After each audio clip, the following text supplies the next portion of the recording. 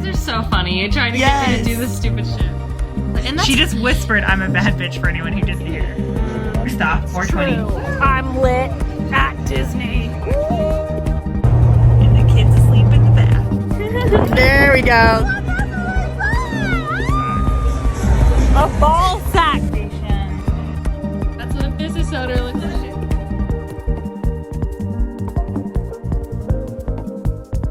Hi, everybody, and welcome back to Tattoo Homewreckers. This is a podcast where we talk about tattoos, life, and everything in between. My name is Callista, and this is Lou. And today we're finally talking about tattoos again. I think there's maybe not enough to talk about tattoos. I agree. We've talked about this on the podcast, too, that there's really not too much for us to talk about. No. Unless we were just, like, interviewing tattoo artists. And I've listened to, like, podcasts where they do that, and like absolutely no shade if that's what you're into. Yeah. 100%. Yeah. I just like when I listen to them, like, okay, it's all the same stuff. Yeah, basically. I mean, there's so many tattoo podcasts out there that have already covered exactly what we're covering. Yeah. But whatever, we make it work regardless. Oh, I actually haven't, like, what we're talking about today, I haven't heard on a ton of podcasts. I don't think I've heard it either. A lot of it, I don't know, I feel like a lot of tattoo podcasts are more about technique, but that's kind of hard when you're not like seeing what's going on, or at least for me it is. Oh, yeah. When I just hear like what to do, I'm like, I need to see this. I can't. I don't. And the tattoo podcasts I've listened to are just listening to tattoo artists talk about the glory days of tattooing. Oh, the glory days. Okay. Like I haven't heard one where they talk about technique. It's only ever just like, yeah, so like I opened up a shop and it was great, and then the recession hit and then it wasn't great. Like, end of story. Okay. Anything else? Yeah. All right. Well, today we're going to talk about convention prep. Yeah. And what makes a successful convention. We haven't discussed this beforehand, so we're just going to kind of freeball and stumble through it. It's early and we have tattoos today. Exactly. So. Yeah. As tattoo artists do. Yeah.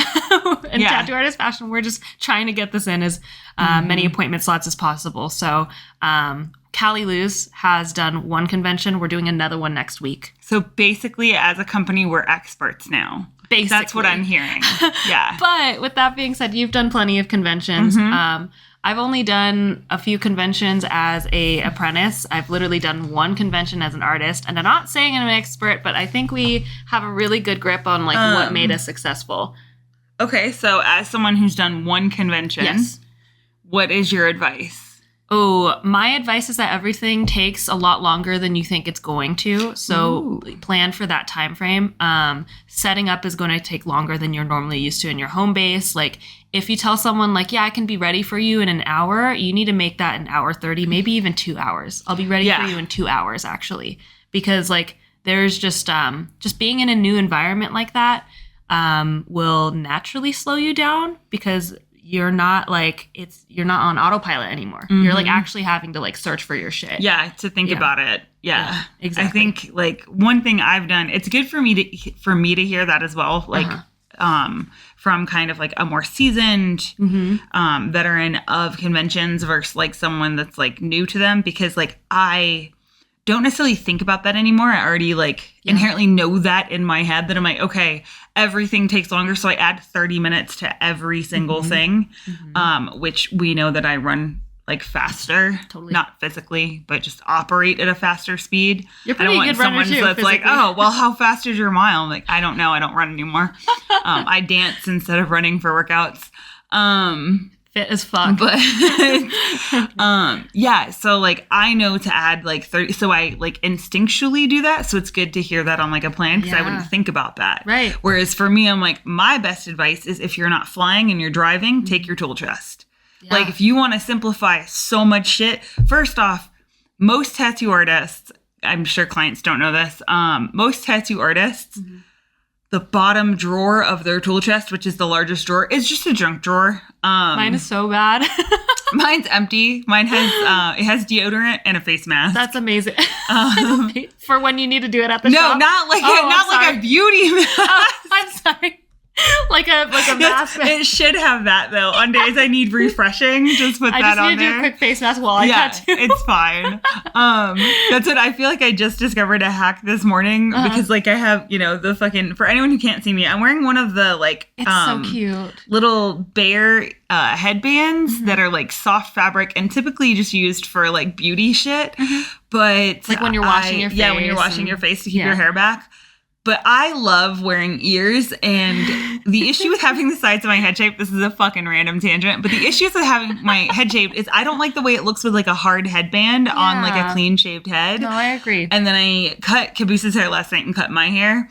And so I was like, oh, my head's kind of cold. And I was like, I'm just going to wear this and I'm just going to wear it all day. I think it's adorable. It works. I like ears, and I feel like I finally discovered the hack, which is I'll just get this soft headbands and they work to keep my head warm when my head's like freshly shaved. And they're not like indenting your head. Yeah, and giving you it's that hella headband comfy. Yeah. headache. You know what I'm talking about? Yeah, I get that headband headache Another real bad. random tangent. If you have a really hard time, I have a hard time when I'm washing my face and water drips down my forearms. You can buy little wristbands that match your things. I saw someone online who had it and I was like, that's so fucking smart. So it catches the water on your wrists instead of having it drip down your forearms.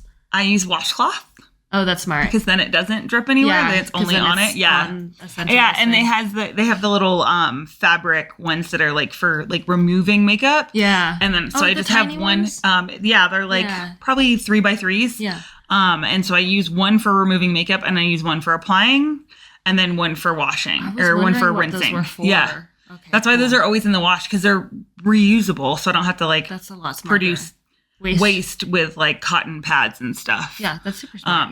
But I literally just set up 3 when I'm like doing my face. Not very often. When I'm doing my face, so that way like I have one to like do the makeup remover, one for soap, and then one for like literally rinsing my face. Nice, easy. And that way it doesn't because I have that same issue. Like I can't stand the water coming down the forearm. I don't know why it shuts me down so quick. Oh, yeah. I get so mad. But anyway. I get splashed, the same thing there. Like that just overwhelmed. System overload. I can't function. Done. Like I'm broken by it. That being said, so bring your tool chest. But that being said, I think it's like key also to bring like stuff so that way before you get to the convention, like if you can possibly bring like all of your regular beauty stuff or anything that you need, it's hella smart. Yeah. So that way you feel good. Cause like to me, like before I even get to the convention, it's really important that I like feel like a human being because when you work conventions, they're really loud. They're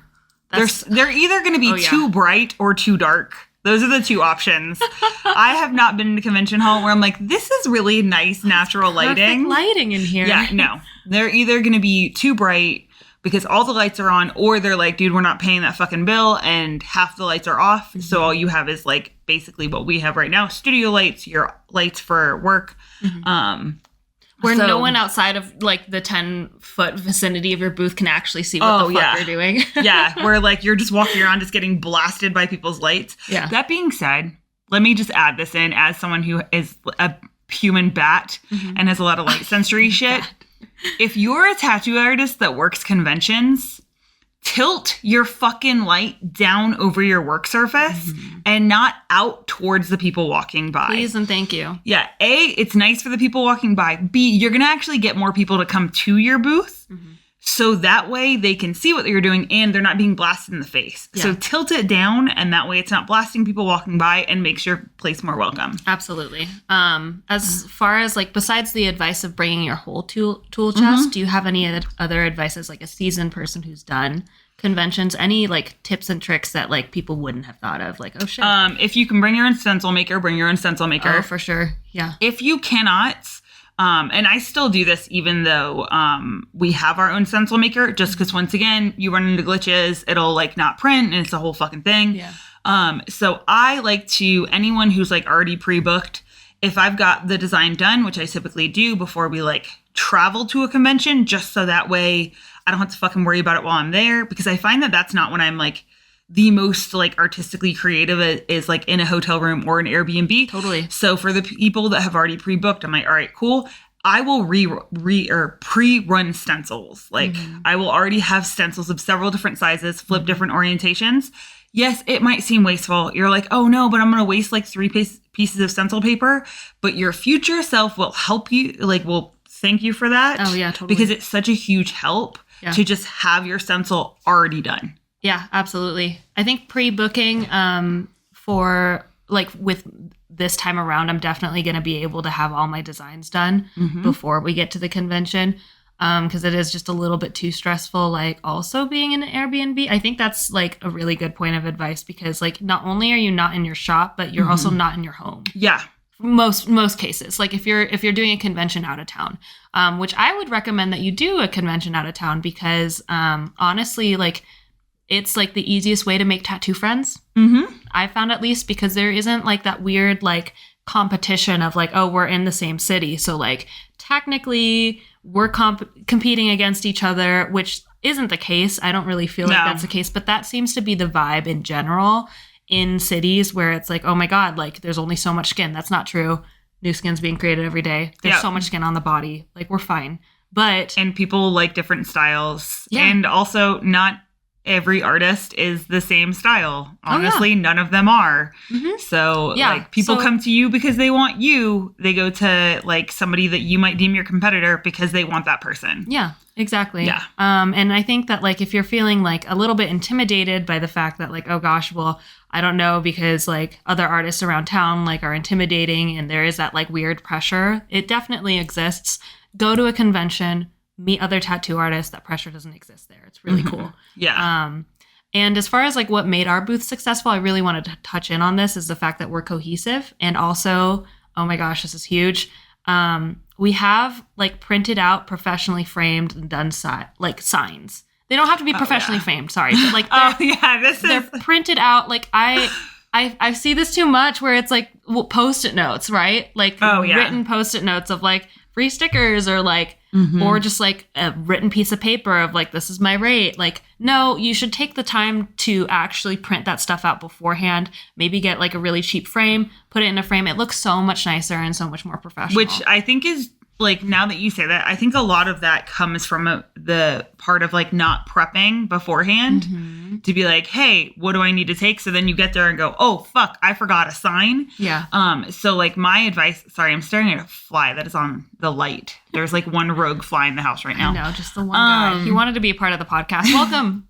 Our guest. He's our little like lighting professional. Our lighting manager. But I would say, honestly, you can go right online. You can search them, just like, what is it? It's a craft fair list, and it will give you a list of everything you need already. Like, someone's done all the work. We have a list that I work off of just so that way I know, and then I put everything in totes so that way it's like really easy to carry. Yeah.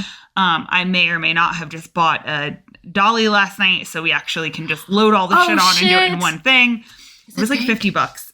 It's white, but we can like do it pink. Yeah, that works. And we can put the logo on it. That's like, huge. But yeah, that's my thing is like, just get a list.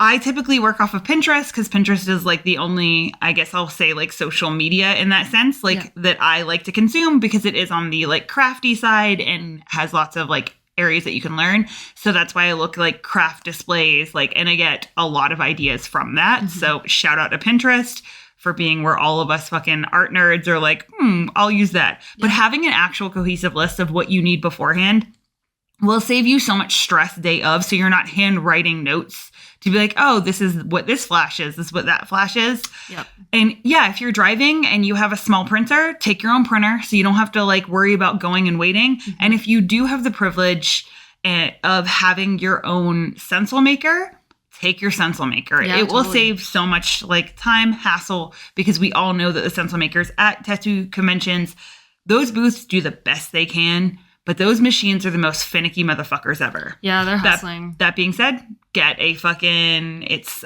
like an inkjet one that you can just apply the stencil ink into because it is a huge game changer. Yeah. When you were talking too about like, oh, it might seem wasteful, like printing out several sheets of like, you know, different orientations and designs and whatnot with the inkjet stencil printer, it really isn't that wasteful. Yeah. Compared to like Thermofax, right? Yep. That's what they're called. Yeah. And like when I worked with a Thermofax, like I would, because I traveled like with tattoo derm, so I didn't have access to that, and so I would have to go use the booth sometimes. But like I said, if I had like pre-drawn designs, I would just leave the stencils inside of like the Thermofax like papers, and then I just had them in a notebook, and that way it was like super easy, and I could just cut out the sizes, cut out the orientation. I always did it flip both ways, just in case, because you don't know where it's going on the body. Totally. And then I would have 3 sizes, and typically of those like sizes, one of them is going to be correct.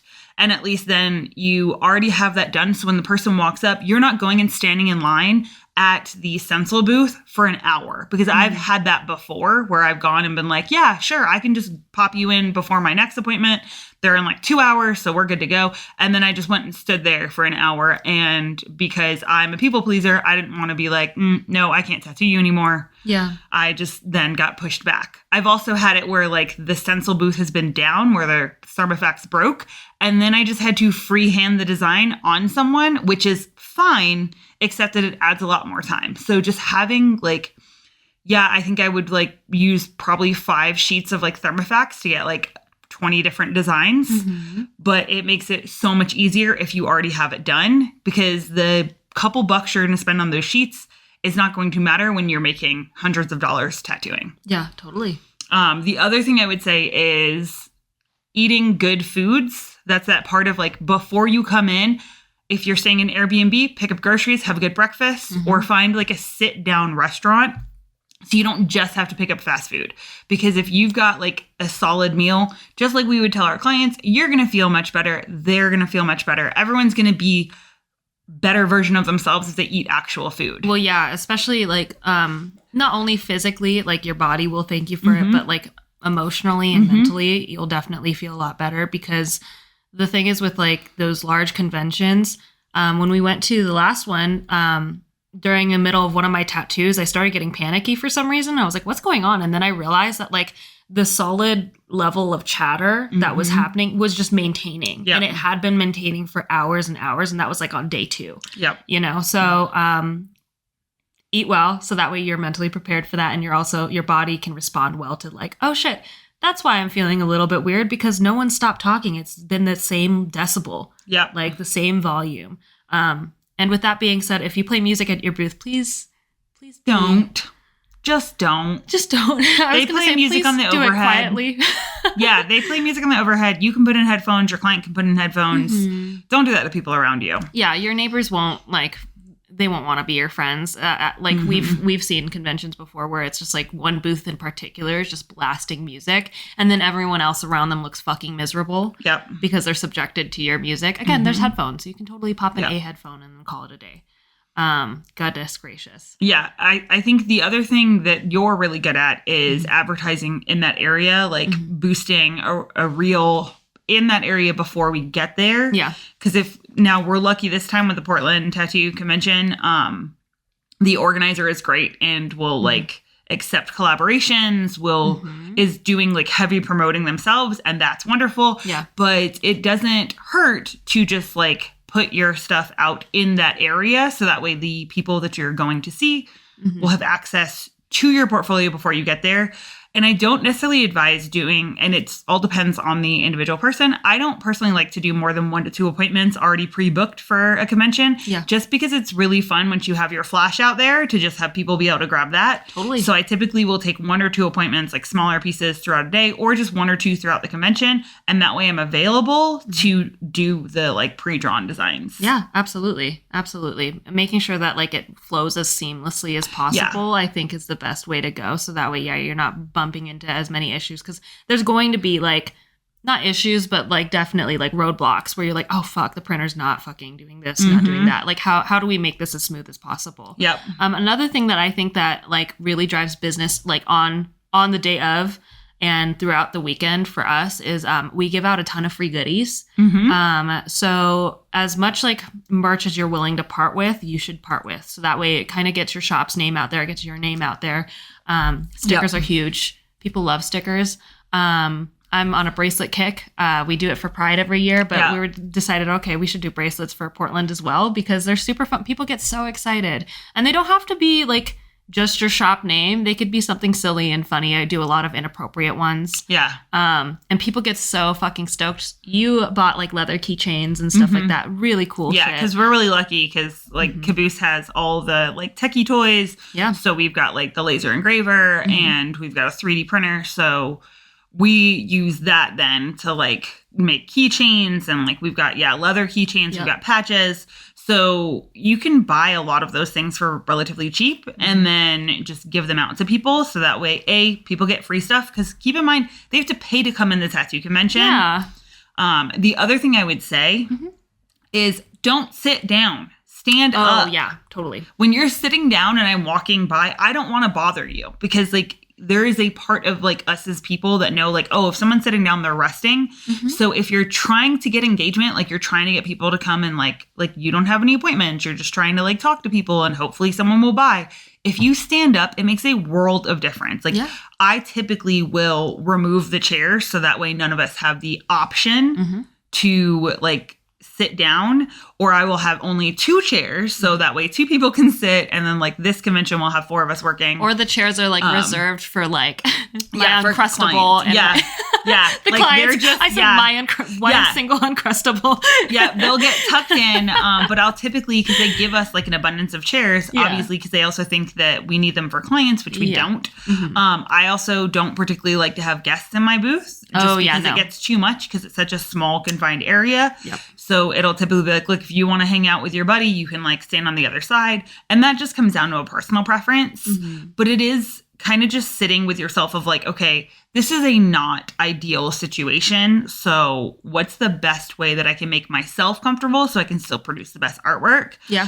And then also make sure that like it's entertaining. So like I try to position myself in a way in which my back is not to like people walking by. And also I try to position it so that way people walking by can also watch, because other artists like to watch. I love watching artists work. It's one of my favorite things about conventions.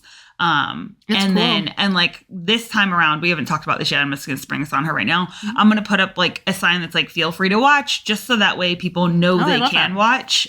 Because that's the part that I get a little bit weirded out by. Being on the like more reserved, shy side is like, I don't want to be like, oh, can I, what? No, I'm just not going to ask and I'm going to walk by. I was going to say, for any of the artists out there that are like a little bit more on the reserve side, that like free merch really does help, because then you can have a spiel. Like it's a conversation breaker, because I understand how uncomfortable it is if you're already naturally shy, like having to put yourself out there, having to stand up, having to engage, but it will genuinely drive more business to you. So if you struggle with that, free merch, have a spiel. Be like, hey, good to see you. Are you enjoying your weekend? Just so you know, everything on this side of the table is free. If I'm also selling prints, and that's on that side, but my flashbook's over here. Let me know if you guys have any questions. And like, easy peasy, you have a spiel. It's a conversation breaker. I understand that, again, it can be like mortifying. And if one of the biggest helps for our convention too is the fact that we also have our convention Barbies helping us out, which is great. So when we're tattooing and in pieces, God, they make a huge difference. If you have a friend that likes talking to people, oh my God, take them. Most conventions will let you have like 1 or 2 helpers for free. I highly recommend it.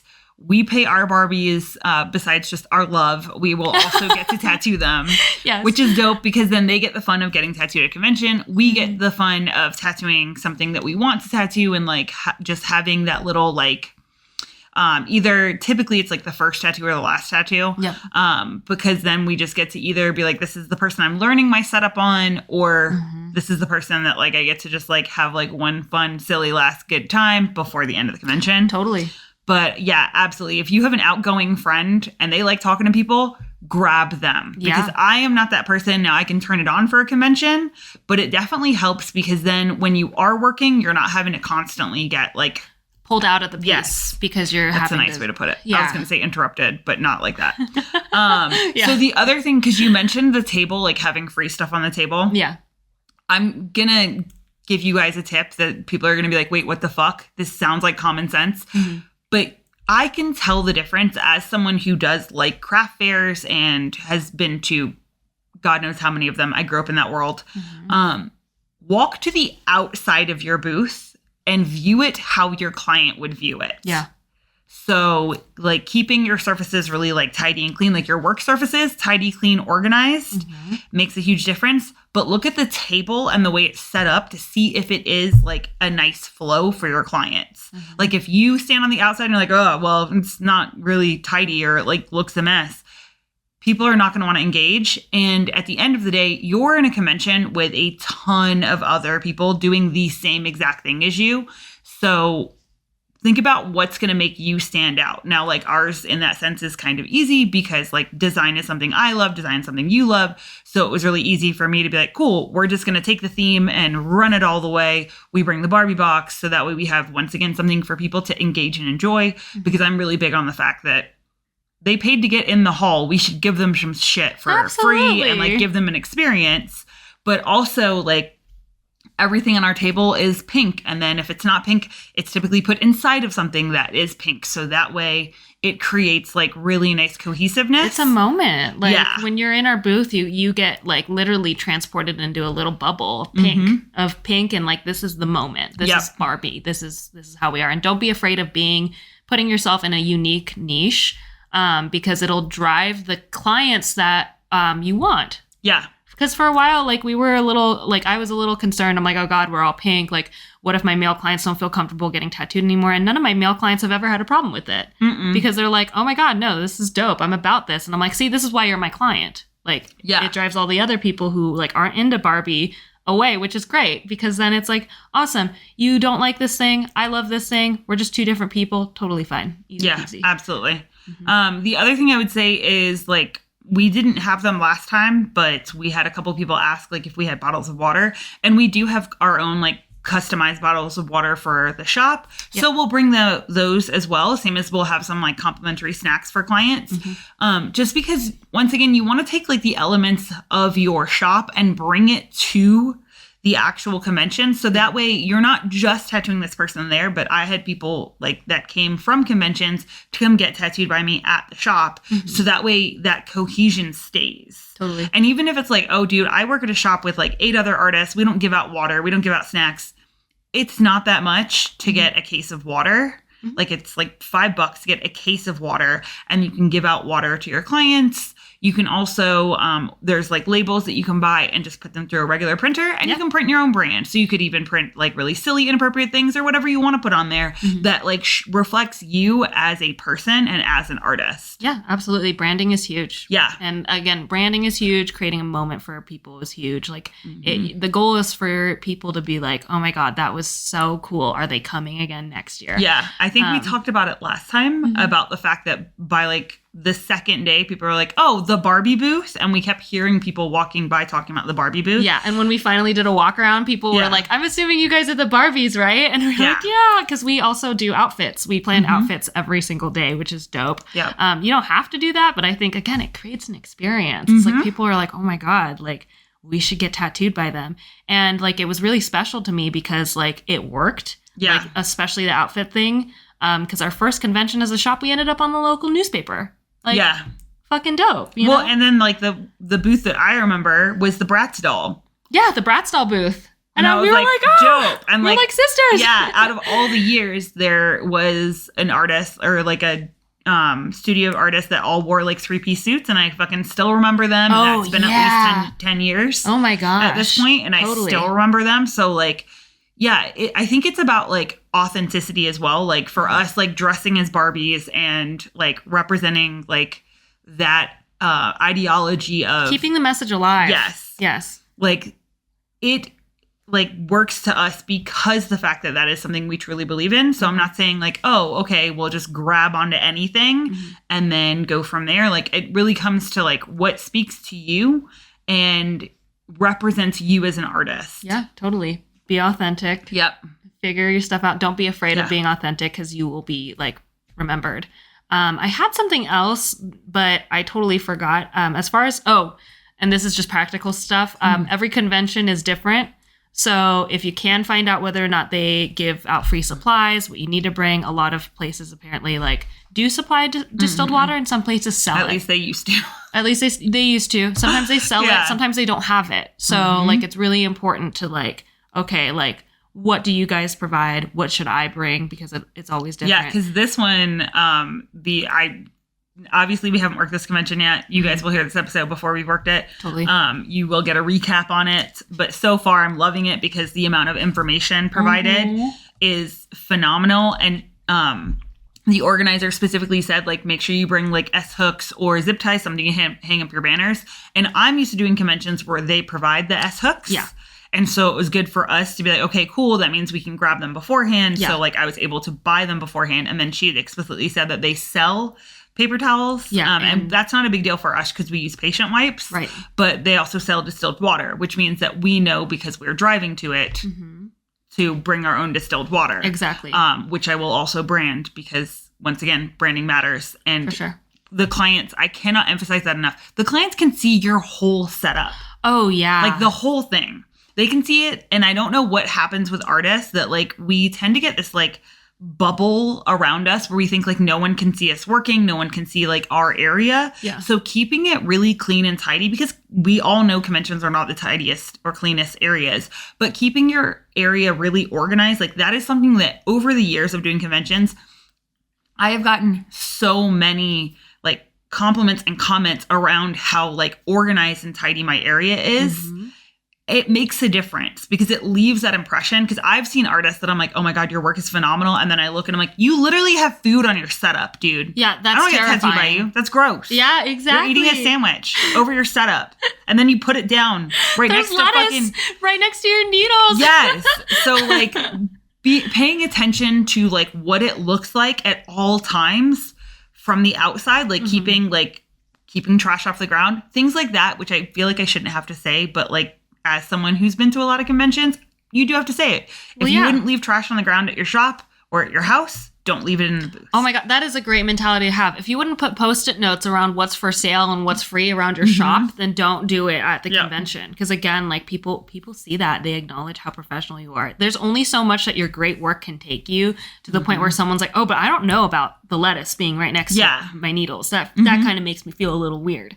So. Yeah. And then don't forget aftercare instructions. Aftercare instructions are something that you need to give to your clients. But on top of that, all you have to do is add your social media, add your contact information on there. And it's another great way to make sure that you like solidify that client to have a contact point with you. So that way, like, hey, they go home, they read the instructions. You can like, we have little cards that go in our aftercare boxes that say like, please leave a review. You can follow us. Like we have those like printed up. Once again, they're not expensive. So like giving people lots of like extra information on how to follow you, how to support you as an artist. Because if someone gets tattooed by you, they want to support you as an artist. Yeah, totally. Like you've already won them. Now just give them easy access to you. Yeah, absolutely. Absolutely. Keep that like connection alive. Oh my goodness. Conventions are a great way for you to broaden your horizons. Not only make other tattoo artist friends, but also do styles that you want to do. Venture out, because our style, like New School isn't very popular in Reno, but like in Oregon, I'm so excited because it's like full color all day. Yeah. It's like so much fucking fun. I don't know. I say do a convention. They're so fun. I mean, they're stressful, but they're so great. Yep. Yeah. And if you don't want to spend the entire time working, a lot of times you can just share a booth with another artist and just tag team. So one artist works, one artist doesn't. We get a double booth, so both of us have enough space to spread out, and we can like, we're fortunate enough to be able to afford that. If you're not, and if we had to do a single booth, then we would absolutely just, she would work and then I would work. And that also guarantees when you do that with like a friend of yours, A, it helps like lower the cost. And then B, you get time to walk around and mingle with other artists. I was going to say, that's the other thing that we did this time around is we specifically sectioned off time for us to eat dinner, because that was a struggle last convention. We were not eating. And then B, actually walk around and talk to other people. Yeah. Because it was only until like the last day that both of us had time to like walk around. Yeah. So this time we put it in our calendars to know that like we'll walk around together, talk to other people, probably give out some goodie bags, like just like kind of just mingle with other artists. It'll be rad. So yeah. Great. And on that note, don't forget to sleep. Yeah. Don't party every night. You'll feel like dog shit by Sunday. Oh my gosh, yeah, the fucking after parties that normally tattoo artists have. It's so crazy. Because like, yeah, that Sunday, it's like, no, you still have the convention to go to. Yeah. There's still You're a full still day working. of work. Plus that loud buzz. Oh, I can't imagine. Yeah. So, anything else from you? No, I think that's it. I'm sure we'll have more when we come back from the Portland convention. Yep. So be on the lookout for that episode. But yeah, those are some things to think about if you ever think about going to do one. Yep. Great. All right. Perfect. And on that note, what was your win for the week? My win for the week probably. Oh goodness gracious. Just put you on the spot. No, that's okay. My win for the week would probably be. Gosh, I don't know. I'm blanking. No wins, not like a good night's sleep, not like Drinking water. there you go. That's a solid win. Yeah, I feel like that's a good solid win. Drinking more water is my win for the week. That's all I got for you guys. Sorry. What's your win for the week? The house is on the market. Yeah. So yeah, we're selling our house. We had an offer put in. Mm-hmm. Our realtor told us it would take like 30 days before we get an offer. It's been 3. Oh my God. Yeah.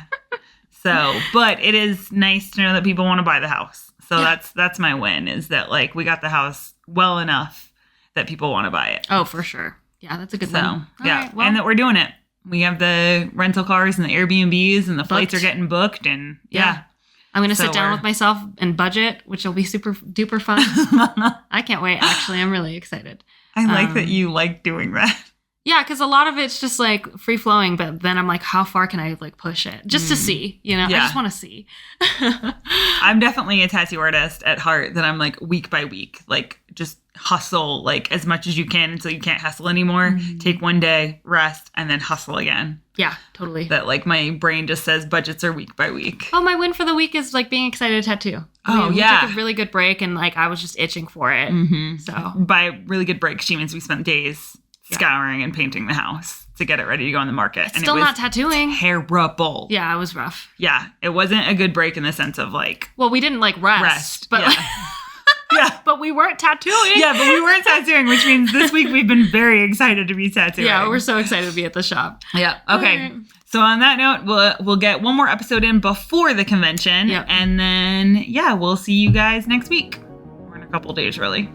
Bye.